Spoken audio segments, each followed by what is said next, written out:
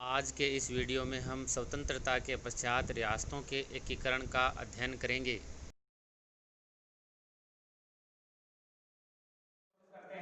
दिन आ गया अपने पास 15 अगस्त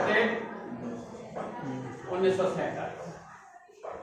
अब देखो भारत की स्थिति इस प्रकार की है कि इस समय 140 इस प्रकार की जगह थी जहां पर जनतंत्रीय शासन नहीं था।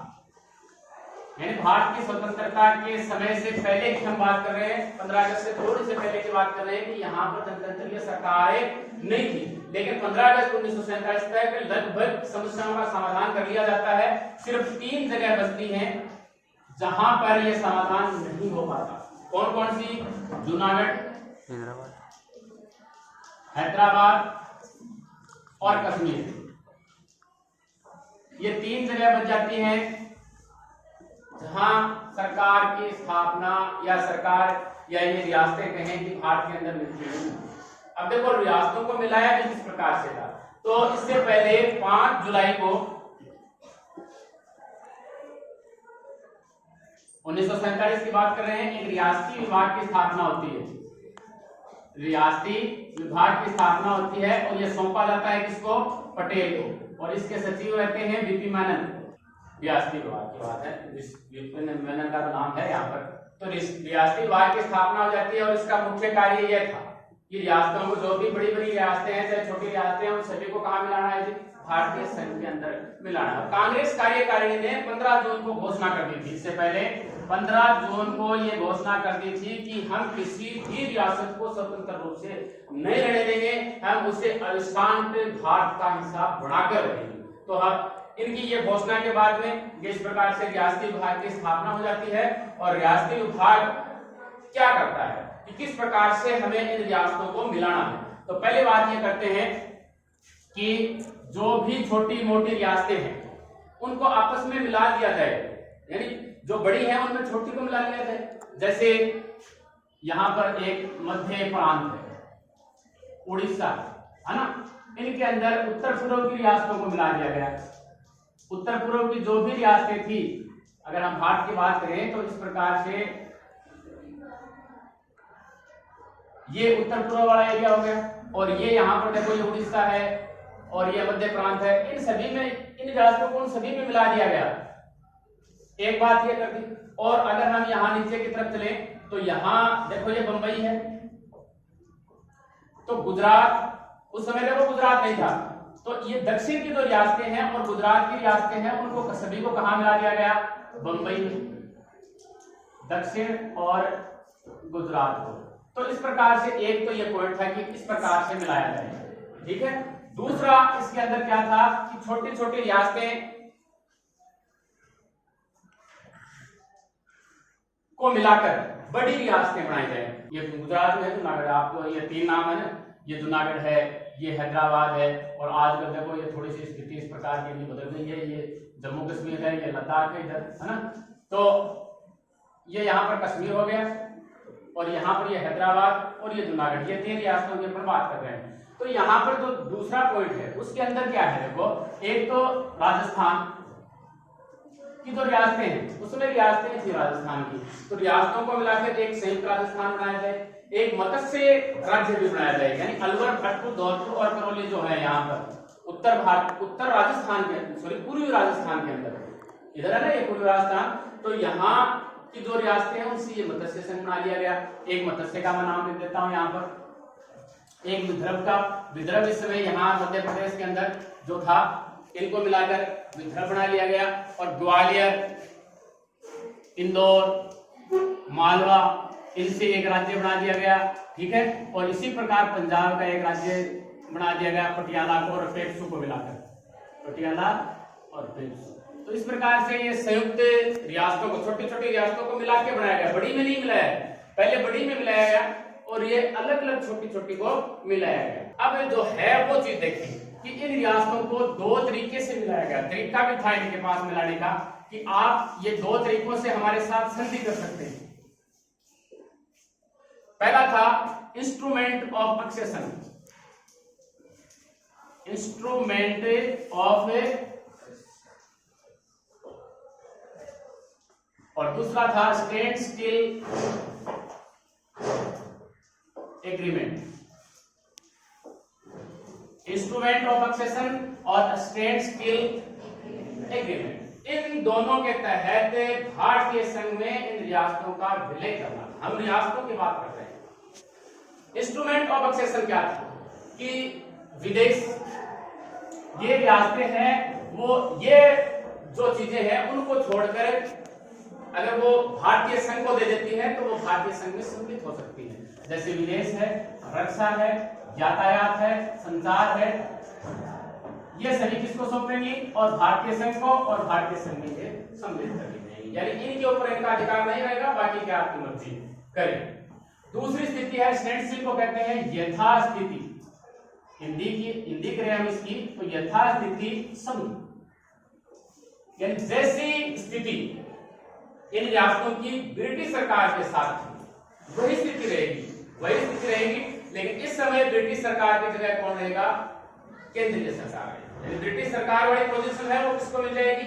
केंद्रीय सरकार को मिल जाएगी। तो इन दो के तहत इन रियासतों को भारत में मिलाया गया, लेकिन ये 3 फिर मिला जाती है। ये हठधर्मी है, इनको कठोर नीति के तहत इनका सरदार वल्लभ भाई पटेल हैं वो अधिग्रहण करेंगे। इसके बाद में हम आगे बात करते हैं कि भोपाल, यहां मध्य प्रदेश की हम बात करें। मध्य प्रदेश के अंदर जो भोपाल है, भोपाल के समय थे यशवंतराव होलकर, सॉरी इंदौर में था ना होलकर का। हाँ, एक तो भोपाल के जो राजा थे वो एक 1921 के अंदर एक मंडल की स्थापना हुई थी, चैम्बर ऑफ प्रिंसेस, उसके इस समय अध्यक्ष थे। और इन्होंने इससे त्याग पत्र दिया, और त्याग पत्र देने के बाद में स्वयं को इन्होंने स्वतंत्र घोषित कर दिया। इसका नाम है हजीमुल्लाह। स्वतंत्र घोषित कर दिया एक ये। तीसरे ये स्वतंत्र इंदौर वाले यशवंतराव जो होलकर है इन्होंने कर दिया, कश्मीर ने कर दिया, त्रावणकोर ने कर दिया, हैदराबाद में इन्होंने भी अपने आप को स्वतंत्र घोषित कर दिया। फिर आगे चलकर भोपाल और धौलपुर, इनकी सहायता से पाकिस्तान ने यह चाहा कि हम अन्य को भी अपने पास में मिला लेते हैं। जैसे कौन कौन सी जो ये राजस्थान की रियासतें हैं, जैसे बीकानेर, जैसलमेर, जोधपुर, इनको भी हम अपने अंदर मिला लेते हैं। लेकिन सरदार पटेल की सूझबूझ से सरदार पटेल ने कहा कि हम आपको सुरक्षा देंगे, तो इन दोनों को भारत में मिला दिया जाता है। अब रह गई धौलपुर वगैरह ये रह गई। तो धौलपुर और भोपाल ये भी मई 1948 तक भारत में मिल जाते हैं। कौन सी? भोपाल और धौलपुर। अब रह गई जोधपुर अकेला रह गया। और जोधपुर के उस समय जो महाराजा थे वो कौन थे? हनुमंत सिंह इस समय यहाँ पर उपस्थित हैं, और इन दोनों में बातचीत चल रही थी। किसमें? जो बीपी मेनन और माउंटबेटन, इन दोनों में बातचीत चल रही थी। और इसमें ये पिस्तौल तान के खड़े हो जाते हैं कि मैं आपके दबाव के आगे झुकने वाला नहीं हूं, मैं यहाँ नहीं मिलूंगा। लेकिन कालांतर में कुछ समय बाद में अकेले पड़ जाते हैं, और फिर जनवरी 1949 में ये भी भारतीय संघ में सरदार पटेल घोषणा कर देते हैं कि जोधपुर भी मिल जाए। अब देखो यहाँ पर स्थितियां अलग थी, कई स्थितियां देखो। अब इनकी हम बात करेंगे। देखो 3 जो नाम आएंगे, इन नामों इनमें देखो राजा अलग है, प्रजा अलग है, धर्म की है, इनमें प्रजा अलग है, राजा अलग है। ये कारण तो था ही। इसके अलावा इनका मिलने का एक कारण था कि भौगोलिक स्थिति इनकी, कि इनकी भौगोलिक स्थिति कैसी थी, वो कहाँ किनके नजदीक पड़ती थी। और दूसरी, यहाँ के जो राजा थे या फिर सामंत जो भी थे उनमें सनक भी सवार थी कि हमें स्वतंत्र रहना है कि जैसा भी रहना है। तो भौगोलिक स्थिति की हम बात करें तो देखो जोधपुर है, जोधपुर पाकिस्तान के साथ नहीं लगता, वो बीच में है। अगर आप राजस्थान का मानचित्र देखते हैं तो वो भारत में मिलेगा। ऐसे जूनागढ़ की बात करें, जूनागढ़ भी पाकिस्तान से नहीं लगता, तो इस प्रकार से भौगोलिक स्थितियां भी भारत में इनके लिए शामिल करने के लिए उत्तरदायी थी। और कश्मीर देखो दोनों से लगता है तो वो समस्याग्रस्त हो गया। अब हम बात करते हैं जूनागढ़ की। मानचित्र में देखो मैंने आपको बता दिया कि जूनागढ़ कहाँ है, गुजरात में, ठीक है। अब देखो जूनागढ़ जो है उसने सितंबर 47 को इसने पाकिस्तान में मिलने का निर्णय कर लिया कि वो पाकिस्तान में मिलेंगे हम। इतना ही पाकिस्तान में मिलने का निर्णय कर लिया इसने। अब देखो यहाँ क्या था कि यहाँ का जो राजा था वो तो था मुसलमान, ठीक है, और यहाँ की जो प्रजा थी या जनता थी वो क्या थी। अब इसके बाद में क्या होता है कि जब राजा ने ये कह दिया कि हम पाकिस्तान में मिलना चाहते हैं तो जनता विद्रोह कर देती है और यहाँ पर एक अंतरिम सरकार की स्थापना कर लेते हैं। अस्थायी नहीं, अस्थायी अंतरिम सरकार की स्थापना कर लेते हैं। अब इसके बाद में जो नवाब पाकिस्तान भाग जाता है। इसके बाद तो कोई चारा ही नहीं रहा, जनता ने विद्रोह कर दिया, नवाब पाकिस्तान भाग गया। लेकिन इसका जो दीवान था यहाँ का, आपने जुल्फिकार अली भुट्टो का नाम सुना होगा, बेनजीर भुट्टो के पिताजी थे जुल्फिकार अली भुट्टो और उसके पिताजी थे शहनवाज। मैंने ये जो नाम बोले हैं वो आप जानते हैं, बेनजीर भुट्टो का नाम सुना है आपने। थोड़े समय पहले पाकिस्तान की प्रधानमंत्री थी, उनके पति थे आसिफ अली जरदारी, वो राष्ट्रपति भी रहे हैं। तो शहनवाज भुट्टो ये उस समय इनके दीवान थे। उन्होंने 8 नवंबर को भारत सरकार को पत्र लिखा कि हमें किसमें मिला लिया जाए, भारतीय संघ। और 9 नवंबर को भारत सरकार ने स्वीकार कर दिया, बहुत जल्दी की चीज मिलाओ जल्दी से, है ना। 9 नवंबर को भारत सरकार ने सहमति दे दी कि हम जो जूनागढ़ है उसको किस में मिला लेते हैं, भारत में मिला लेते हैं। इसके लिए 20 जनवरी, अगली तारीख हो रहा है 20 जनवरी 1948 में यहाँ जनमत संग्रह करवाया गया। देखो संविधान में ये था कि जनमत संग्रह के द्वारा ही आप विलय करें, तो जनमत संग्रह कराया गया। और जनमत संग्रह कहते हैं कि जी 1,80,000 की इस समय जनसंख्या थी और इसमें से सिर्फ 91 जो मत हैं वो पाकिस्तान के लिए बढ़े, बाकी के इसके विरुद्ध बढ़े। और इसके आधार पर 20 जनवरी को जूनागढ़ को भारत में मिला है। तो ये जूनागढ़ का विलय आ गया समझ में। अगला जो है वो है हैदराबाद।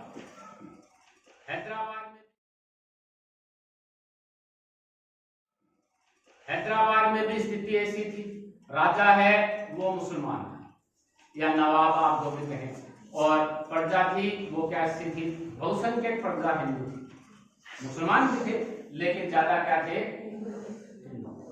अब इन्होंने 29 नवंबर भारत सरकार के साथ में इन्होंने स्टैंडस्टिल एग्रीमेंट है, यथास्थिति संधि कर ली कि जो भी पहले ब्रिटिश सरकार की स्थिति थी वो हम आपके साथ करेंगे। लेकिन फिर उनका पालन नहीं किया क्योंकि उन्हें पाकिस्तान से समर्थन मिल रहा था, मुसलमान था ये, किसको, हैदराबाद, यहाँ के नवाब। और इनका एक मुख्य नेता था यहाँ पर कासिम रिजवी।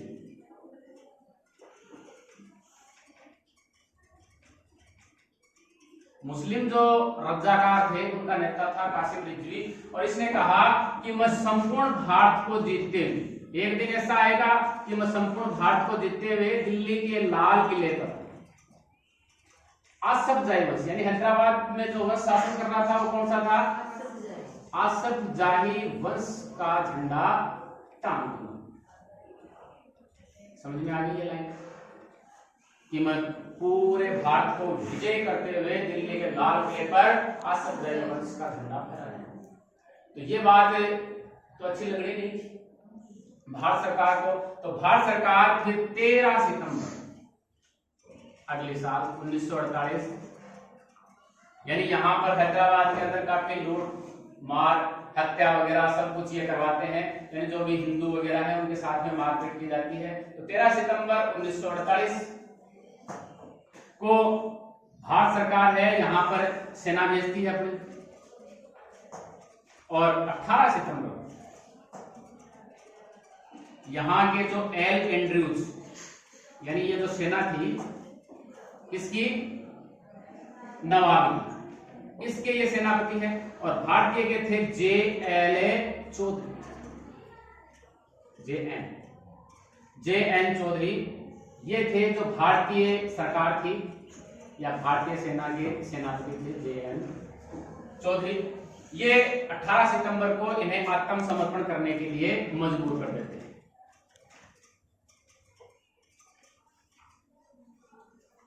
आत्मसमर्पण कर दिया।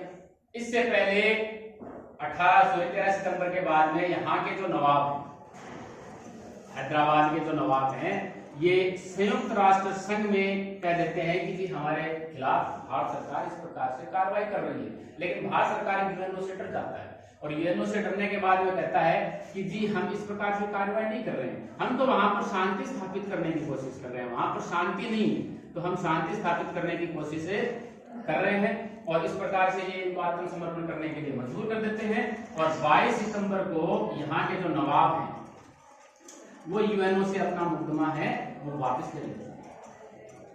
कासिम रिजवी जो है उनको गिरफ्तार कर लिया जाता है, और उनकी सरकार को लियाकत अली सरकार थी, यहाँ भी इसको भंग कर दिया जाता है। और ये जो अभियान चला था इसका एक नाम भी है ऑपरेशन पोलो। ऑपरेशन पोलो के तहत कौन सी रियासत का भारत में विलय किया गया था, तो वो थी भारत की सबसे बड़ी रियासत, कौन सी? हैदराबाद। ठीक है, हैदराबाद। अब हम चलते हैं कश्मीर। अब कश्मीर में उससे उलट स्थिति, यहां पर जो राजा था वो था जी, और बहुसंख्यक प्रजा थी वो कैसी थी जी? ठीक है, यहाँ का जो राजा था उसका नाम था हरि सिंह, और इनकी जो क्षेत्रफल था वो था देखो 83,471 वर्ग मीटर, ये क्षेत्रफल था कश्मीर का, उसमें हम बात करते हैं। और 77% जनसंख्या थी वो मुस्लिम थी, और 20% यहाँ पर क्या थे? हिंदू थे, बाकी के अन्य थे। तो इस प्रकार से राजा और प्रजा की स्थिति थी।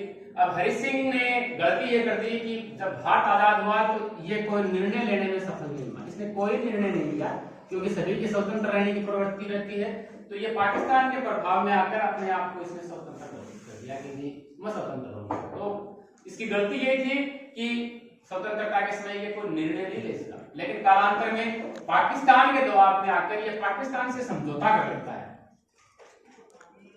जो हरि सिंह है वो किससे समझौता कर लेते हैं? पाकिस्तान से, लेकिन पाकिस्तान इस समझौते का थोड़े समय बाद में ही पालन नहीं करता। और 22 अक्टूबर को जो यहाँ की एक जाति है कबायली, देखो ये कबायली जाति है, इसने जो सैन्य आंदोलन हुआ था उसके समय गांधी जी को मलंग बाबा के नाम से भी संबोधित किया था। यही कबायली जाति है जिसने कश्मीर पर इस समय श्रीनगर पर आक्रमण कर दिया। अब श्रीनगर पर 22 अक्टूबर को आक्रमण हो जाता है, आक्रमण हो गया तो हरि सिंह घबरा गया, और ये 24 अक्टूबर को पहुंच जाता है दिल्ली, और सरकार के अंदर शामिल होने के लिए कहता है कि आप अपनी सेना भेजिए, हम सरकार के अंदर शामिल हो जाएंगे। 26 अक्टूबर के दिन, यानी इनके जो प्रधानमंत्री थे मेहरचंद महाजन, यहाँ के जम्मू कश्मीर के प्रधानमंत्री, मुख्यमंत्री की बात नहीं कर रहे हैं, प्रधानमंत्री, उसमें देखो अलग अलग प्रकार के पोस्टें हुआ करती थी। तो ये थे मेहरचंद महाजन, ये जवाहरलाल नेहरू से मिलके ये इस दिन कहते हैं, लेकिन जवाहरलाल नेहरू कहते हैं कि जब तक Jammu and Kashmir national conference, ये पार्टी है नेशनल कॉन्फ्रेंस, और इसके नेता हैं मोहम्मद अब्दुल्ला। आपने फारूक अब्दुल्ला का नाम सुना होगा, सुना है क्या फारूक अब्दुल्ला का? उमर अब्दुल्ला, सचिन जो पायलट हैं उनकी पत्नी फारूक अब्दुल्ला की बेटी है या उमर अब्दुल्ला के क्या है, बहन। ये थोड़े समय पहले उमर अब्दुल्ला है, वो जम्मू कश्मीर के मुख्यमंत्री थे, फारूक अब्दुल्ला भी मुख्यमंत्री रहे हैं। इनके पिता थे फारूक अब्दुल्ला के मोहम्मद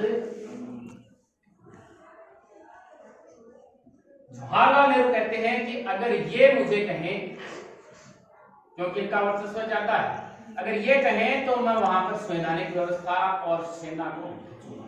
तो ये इनके प्रभाव में आकर फिर 27 अक्टूबर को भारतीय सेना जाती है कहां पर, कश्मीर के अंदर, और उनको पीछे खदेड़ देती है। और इसी समय भारत सरकार है, भारत सरकार इसे कहां ले जाती है, संयुक्त राष्ट्र संघ में इस मुकदमे को ले जाती है। और संयुक्त राष्ट्र संघ में ये मुकदमा चला जाता है तो उसके सहयोग के कारण युद्ध विराम हो जाता है। और विराम हो गया तो पाकिस्तान के पास भी कश्मीर का कुछ हिस्सा चला जाता है, और वो क्या हो जाता है जी, पीओके, पाक अधिकृत कश्मीर। पाकिस्तान के पास जो रह गया पीओके हो गया। और उस समय देखो जो संवैधानिक व्यवस्था थी उसके अंतर्गत 370 अनुच्छेद के अंदर विशेष व्यवस्था की थी जम्मू कश्मीर को, लेकिन वो व्यवस्था अब नहीं रही, आपको बताइए। और इसके बाद में हम बात करते हैं 31 अक्टूबर की। 31 अक्टूबर के दिन को हम क्या किस रूप में मनाते हैं, अब राष्ट्रीय एकता दिवस के रूप में। ये 2014 से मनाया जा रहा है। 2014 से हम 31 अक्टूबर के दिन को राष्ट्रीय एकता दिवस के रूप में लगातार किसके जन्मदिन के कारण, सरदार वल्लभ भाई पटेल के जन्मदिन के कारण मनाते आ रहे हैं। ये है विषय का लेसन कंप्लीट। रियासतों के एकीकरण का हमारा ये टॉपिक इसी के साथ समाप्त होता है।